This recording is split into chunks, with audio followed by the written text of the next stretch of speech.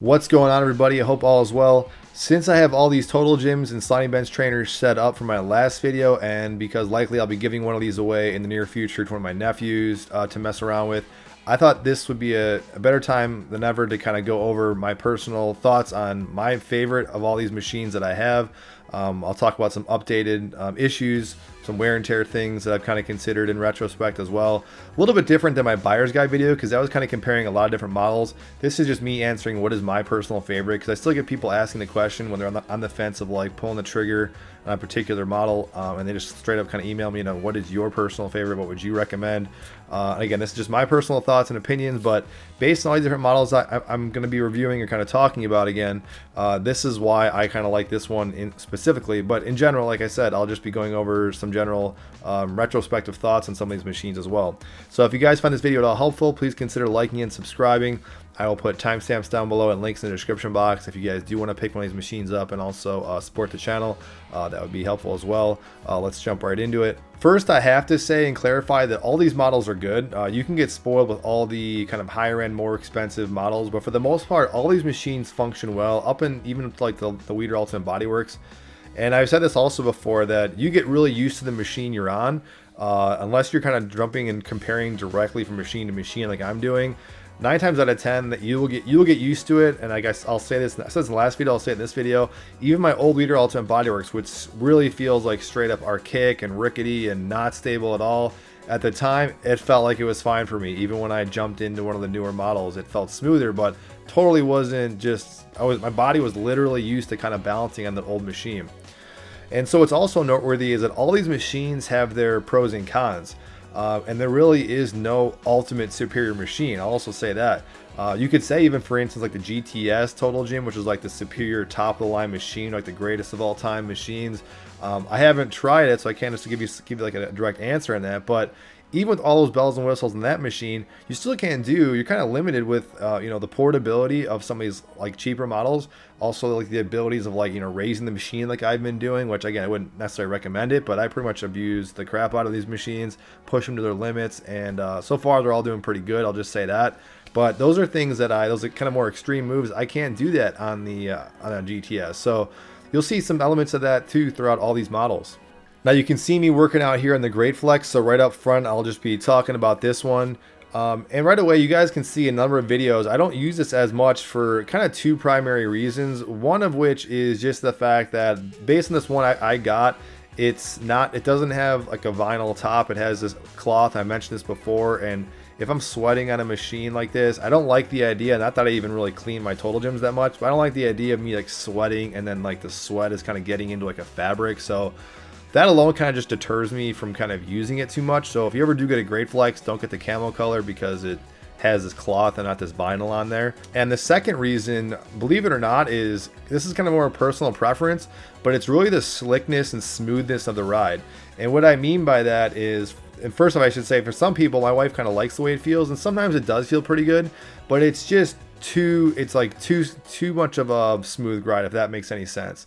All these machines have a different kind of feel, a little bit more or less friction. This has the least amount of friction. So whenever you're doing like a press or a row, it's like a tad bit easier. It's also a little bit smoother for sure, but it almost feels like you're kind of, like I've said this in many videos, like you're kind of rolling on ice, like you're literally sliding, like you'd think like sliding on like a bobsled type of thing. I don't know if that's not the best kind of comparison, by the way, that popped in my head, but it just really just feels ultimately kind of like a slick ride. Now again, it's not a bad thing, but I noticed for things like presses, yes, I can still definitely work my chest, and even if I did some of those other methods, which I didn't do here, like detaching the middle cable or raising it, I for sure could probably still make it harder. So this might be kind of like a non-issue, but and traditionally just using the machine as is, I just noticed that stuff just feels a little bit easier and not as abrasive. Conversely, if I go to the Weider Ultimate Bodyworks, which is like my oldest, most rickety model, one part of it is it's not that smooth, but on the opposite side of that, since it's not smooth, it actually feels kind of harder, like a realistic, like a free weight would kind of feel. And a third kind of, I guess you could say a close third to why I don't really use this machine as much, even though it is a very good quality machine, is just it's a tad bit more cumbersome to set up. So it just kind of goes without saying. I mean, you're more likely to collapse and use the machine. It's just easier to kind of use. So that is a reason why that's the case. There is a little con to this, which I'll get to later with regards to some of the quality of the parts. And this is a kind of a minor thing that maybe I don't think I've ever really addressed specifically in the channel. I'll get to, but first some pros. Definitely one of the biggest pros with this machine is that it does have a longer cable. And for most people, that's can be a good thing. I just did a video about kind of the pros and cons about if you're taller, what model to kind of choose. And I forgot to honestly mention this, but there's a little bit of a longer cable in this one, which is great because it just allows you a little more range of motion and flexibility for just doing pressing without bottoming out the machine, or doing chest flies or rear delt flies and not feeling like the glide board is going to bump up against the top of the tower. So that little extra cable is pretty good. However, I had someone, only one person has actually emailed me saying they actually didn't like this longer cable and we're trying to figure out unique ways to actually shorten it. Now, I forget why they said that, but the point is, again, this is one person's pro is another person's con. So you kind of have to take it as it will. But again, I like that it has that longer cable. Now, obviously, a big pro with this is just that it's very budget friendly. You get all these attachments. You get a very decent, quality, well-built machine, smooth, stable machine for a very good price. So that's something to consider. I just haven't used it as much, so I can't really give you guys an honest representation about like how long this thing will hold up. But I definitely think this thing will hold up fairly well. The other thing too, I wouldn't say it's a con, but it's not something that I'm just kind of mentioning is that I never use the resistance bands on the Great Flex. I don't know why. It's just I don't think they're as useful as other resistance bands like the Weider Ultimate Bodyworks bands because they're easier to attach on and off. These ones, because the way they clip on, they kind of slip off underneath the machine. I honestly find myself just not really using as much. So for what it's worth, I feel like the resistance bands, in my opinion, aren't as functional as I would personally like. Getting to the actual sled, one negative thing, again, bear in mind, I really do a lot of like hard pressing off these things and I abuse these machines, so take that as you will. But if you compare the squat stand, which I said before is great that it's kind of bigger, you can see that the metal compared to the Total Gym metal on the end of the squat stand has kind of worn a little bit. It kind of gave a little bit. So again, consider the fact that one, I don't use this machine that much, so that says something about maybe the quality. That I definitely didn't use that glide board or that sled that much, or the leg press sled, whatever. But two, I was also kind of doing a lot of heavy duty stuff on it and really kind of cranking it with heavy resistance bands attached to it, doing a lot of heavy squat jumps. But still, I'd say, this thing, in my opinion, really shouldn't be bending this early on in its lifespan. So considering all those things, good machine. Moving on to that Total Gym Apex, I would say, again, some of the pros with this thing initially is that it's very compact, it's light. That's awesome. If I'm ever going to travel somewhere, if I'm looking for like the easiest to set up and collapse Total Gym, these lighter, less expensive Apex model Total Gyms are awesome. Definitely they're budget friendly. The fact that you can attach different attachments and Total Gym attachments to them is definitely great. Depending on what model you get, all the Apex models you can do that, but there's some other cheaper Total Gyms you can't do that to. I like that for the most part. I think I said this before in the review, even though it looks like it's shorter height, the actual extreme height of the machine is actually comparable, pretty close to almost all these machines, believe it or not, when you actually put to the highest setting. However, you are now getting into like I forget the number, I think it has 6 different levels. That's, to me, is a little bit lower than I would like, and you really do notice that, especially when I first started playing around with it, that yes, it's very functional, and like I said, you'll get used to that, no question, but when you start having the option of other machines where you can go up little minor increments, it kind of throws you off when you only get these big dramatic jumps. So in some ways, yeah, I wish I had more smaller increments. And while I don't have the XLS model, that's a big reason. I think a huge fault of the XLS, which again is a great premium model. The fact that it only has those 6 increments, to me, that's a game breaker in my opinion of why I kind of like the next machine I'll talk about later. Continuing with the Apex. One thing that could be a pro and a con, people have commented on that it's kind of noisy. Granted, again, I haven't used this thing so much. The quality seems like it's there on the bench and everything else, but people have said the rollers, because you have a different kind of like a roller. I'm not sure what it's actually made out of, but people have some of those rollers eventually will kind of break and wear over time. It has happened to me. Again, I haven't used it that much, and some people have said they actually replace those rollers and it's okay with a different type of material, but it's also has a little more resistance. So yes, it's noisier. The noise doesn't really bother me. And for one pro and one con, depending on how you look at it, is that the Apex model, it has a little more friction. So it's actually kind of harder to push. In my opinion, it's actually harder to do like a chest press on that Apex model than it is the Great Flex because it has more friction on the glide board. And again, for some people, they might not like it. It doesn't feel as smooth, has a little bit of a noise to it, basically a little more of a rougher ride. So some people view that as kind of like a negative. Now, getting into the Total Gym Fit, this starts to get into really Goldilocks and the three bears, basically, where something's too big, something's too small, something's too hot, something's too cold. You know, that analogy basically. And the Total Gym Fit is that. Total Gym Fit is, this is just right, honestly, in my opinion, across the board. The first thing I'll say is, I'll get into why I use this most frequently, but the one thing you can notice in this channel is that it should have been a giveaway. Yes, this is kind of my go-to machine for a number of reasons. One, well, first off, why don't I use it compared to the Grateful X? Like I said, it doesn't have the vinyl, so man might use it more if it has more vinyl compared to the other machine. That's a big thing. It is easier to set up and break down. But primarily, the big thing why I like this one the most compared to like maybe something comparable with the Grateful X is the fact that I like the way it feels overall. When I'm sitting on that machine and I'm doing a press or a row or whatever, the glide is perfect. It's definitely smooth. It was definitely a step up when I first tried it as like my first like kind of premium model machine to try. It was smooth, it was fluid, but it wasn't like too slick and too easy, and like basically had the perfect amount of friction where it feels like a nice amount of tension. And tension is good. I mean, I keep talking about this a lot on my channel. It's like, you know, feeling the muscle. What does stuff kind of feel like? You know, feeling the tension on your muscles and stuff like that, etc. And this does that. When something's like too loose, kind of feeling like in the Grateful X, I don't feel it as much in my muscles. And certainly you can do some workarounds with that. But if it's too hard, that also can be a problem. Again, you can always lower the tower height, whatever, but this is like the perfect amount of tension that to me replicates almost like the tension you would get on like a weight stack machine in the gym. So that alone is something. I love the different added increments. So if you're comparing this to an XLS, I mean, yes, the XLS has an extra attachment for the glide board. I'm sorry, the extra attachment on the glide board for the weight bar attachment. There's 2 points for that. This doesn't have that, but this has the perfect number of settings on the machine. Like I said, comparable to the Grateful X, but compared to the XLS, it only has 6. And my other models that I have, this has a nice amount of increments. It's perfect. A lot of different versatility in that regard.